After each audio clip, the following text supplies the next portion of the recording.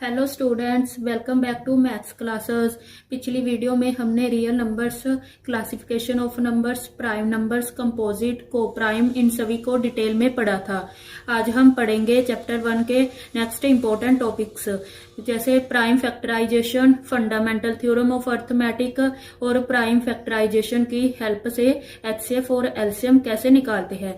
तो चलिए बिना किसी देरी के शुरू करते हैं। सबसे पहले हम पढ़ेंगे प्राइम फैक्टराइजेशन के बारे में। प्राइम फैक्टराइजेशन होती क्या है? प्राइम फैक्टराइजेशन का मतलब क्या होता है? प्राइम मतलब प्राइम नंबर है ना, फैक्टराइजेशन मतलब फैक्टर। तो प्राइम फैक्टराइजेशन क्या होती है? कोई भी कंपोजिट नंबर, किसी भी कंपोजिट नंबर को सिर्फ प्राइम नंबर्स के मल्टीप्लाइकेशन फॉर्म में लिखना प्राइम फैक्टराइजेशन होता है। For example 24।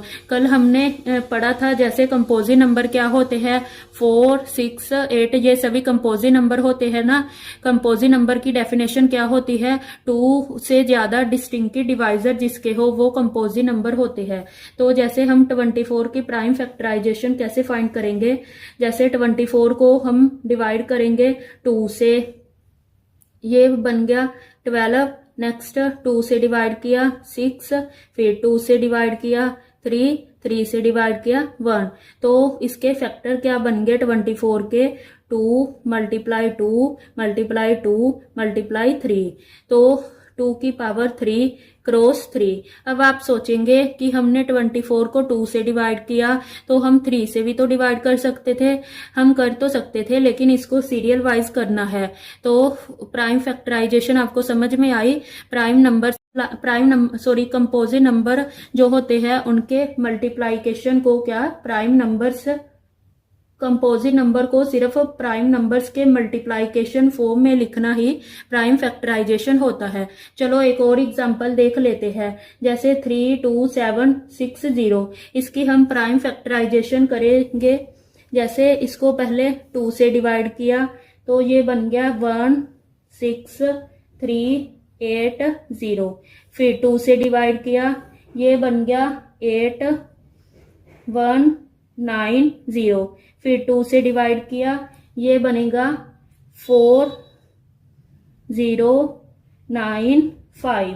फिर हम 2 से डिवाइड कर सकते हैं? नहीं, क्योंकि लास्ट में 5 है। देन हमने इसे 3 से डिवाइड किया, ये बन गया 1365। फिर 3 से डिवाइड किया, ये क्या बनेगा 455। नेक्स्ट 3 से डिवाइड कर सकते हैं? नहीं। फिर 5 से डिवाइड किया, ये बन गया 91।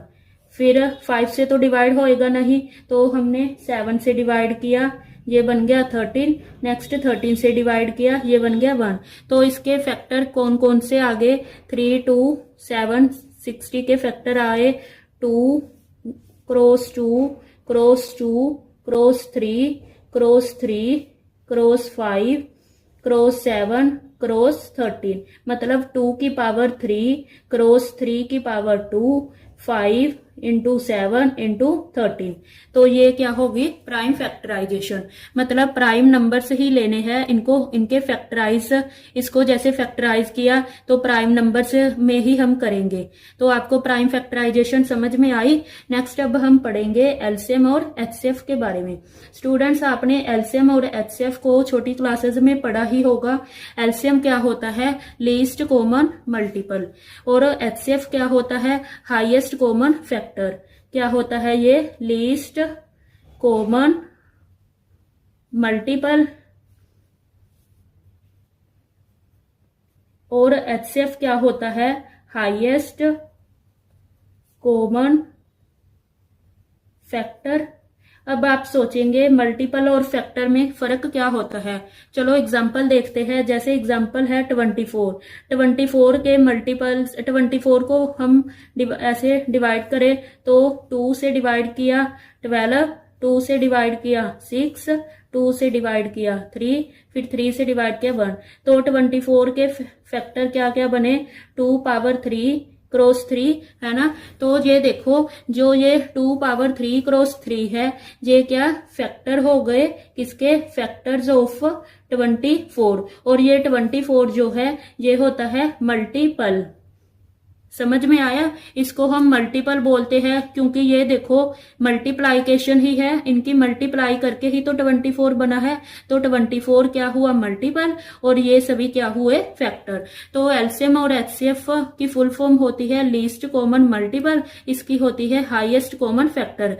हम एग्जाम्पल से करेंगे, जैसे हमने देखो 24 और 36 लिया, तो हम इसकी 24 का और 36 का एलसीएम फाइंड करें, तो इसका हम फाइंड करें, इसका क्या बनेगा, अभी हमने किया ही है, इसका बनेगा 2 पावर 3 क्रॉस 3। अब हम 36 का एलसीएम फाइंड करें, इसका क्या बनेगा 18, 2 पर गया 9, 3 पर गया 3, 3 पर गया 1, तो इसका बना 2 पावर 2 इंटू 3 पावर 2। तो 24 का बना था 2 पावर 3 क्रॉस 3 है ना, और 36 का बना 2 पावर 2 क्रॉस 3 क्रॉस 2 है ना। तो इधर एलसीएम क्या होता है, एलसीएम मतलब होता है लीस्ट कॉमन मल्टीपल। ये एक बड़ा नंबर आता है तो इसका एलसीएम क्या हुआ, मतलब इसका एलसीएम हुआ 24 और 36 का एलसीएम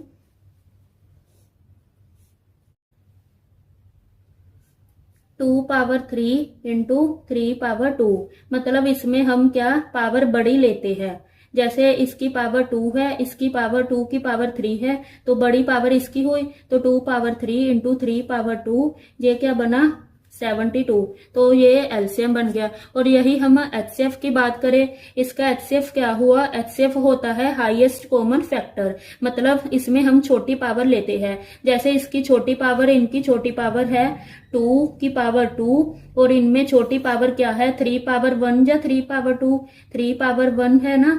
तो इसका एचसीएफ क्या हुआ 4 क्रॉस 3, ये आ गया 12, तो एचसीएफ बना 12। तो आपको समझ में आया, एलसीएम होता है बड़ा नंबर और एचसीएफ होता है स्मॉलेस्ट नंबर। नेक्स्ट अब हम पढ़ेंगे फंडामेंटल थ्योरम ऑफ अर्थमेटिक के बारे में। पहले हम इसकी स्टेटमेंट देख लेते हैं। Every composite number can be expressed as a product of prime numbers. कहते हैं हर कंपोजिट नंबर को अगर एक्सप्रेस करे प्रोडक्ट ऑफ प्राइम नंबर, हमने पढ़ा, कल हमने पढ़ा था ना, अभी मैंने बताया भी था कंपोजिट नंबर क्या होते हैं, जिसके 2 से ज्यादा डिस्टिंक्टिव डिवाइजर हो वो कंपोजिट नंबर होते हैं ना। तो इसमें इसका मतलब है, कहते कि कंपोजिट नंबर को प्राइम नंबर्स के मल्टीप्लाइकेशन फॉर्म में लिखना ही हम इसमें कंपोजिट नंबर को प्राइम नंबर्स की मल्टीप्लाइकेशन फॉर्म में लिख सकते हैं। And this factorisation is unique except for the order of prime factor. कहते हैं ये क्या ये फैक्टराइजेशन हमेशा यूनिक होती है, सिर्फ प्राइम फैक्टर का ऑर्डर चेंज हो सकता है। अब हम इसको एग्जांपल के जरिए समझते हैं। फॉर एग्जांपल 36 लिया, 36 के फैक्टर क्या क्या बने 2 क्रॉस 2 क्रॉस 3 क्रॉस 3 है ना। तो हम 36 को ऐसे भी तो इसके फैक्टर को लिख सकते हैं 3 क्रॉस 2 क्रॉस 3 क्रॉस 2 है ना, इसमें ऑर्डर मैटर नहीं करता। तो फंडामेंटल थ्योरम ऑफ अर्थमेटिक क्या कहती है कि कंपोजिट नंबर जो है इसमें प्राइम नंबर्स को प्रोडक्ट फॉर्म में लिखना होता है और जो ऑर्डर है वो मैटर ही नहीं करता। समझ में आया? फंडामेंटल थ्योरम ऑफ अर्थमेटिक में बस यही कहा है कि every composite number can be expressed as a product of prime numbers, कि कंपोजिट नंबर को हम प्राइम नंबर्स की प्रोडक्ट में लिख सकते हैं। और this factorisation is unique except for the order of prime factor. कहते हैं ये फैक्टराइजेशन क्या यूनिक होती है, मतलब इसके ऑर्डर को हम ऐसे भी इसको लिख सकते हैं और इसको ऐसे भी लिख सकते हैं, दोनों सेम है क्योंकि ऑर्डर बदलता है, मतलब इसमें ऑर्डर मैटर नहीं करता। तो स्टूडेंट्स आज हमने fundamental theorem of arithmetic, factorisation prime factorisation और एलसीएम वर्सेस एचसीएफ के बारे में पढ़ा। कल हम इसका पार्ट 3 करेंगे। अगर आपको ये वीडियो पसंद आई हो तो वीडियो को लाइक कीजिए और चैनल को सब्सक्राइब कीजिए। Thank you.